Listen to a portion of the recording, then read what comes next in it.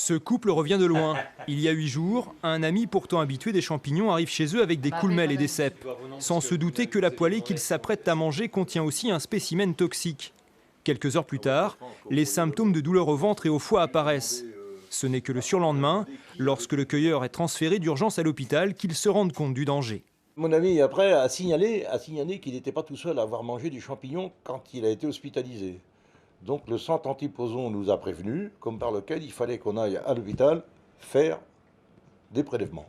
Leur ami est décédé probablement à cause d'une amanite phalloïde, un champignon responsable de 90% des cas mortels.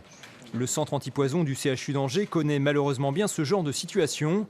Depuis cette plateforme téléphonique, il gère les intoxications qui surviennent dans tout le Grand Ouest, une prise en charge qui s'apparente souvent à une course contre la montre.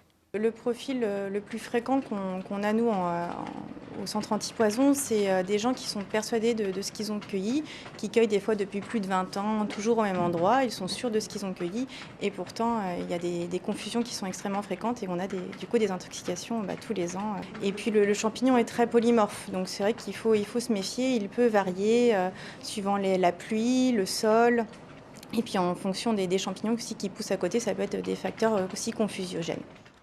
Chaque année en France, 3 à 4 décès sont dus à une ingestion de champignons toxiques. En cas de doute, il ne faut donc pas hésiter à prendre conseil auprès d'un pharmacien ou encore d'une association mycologique.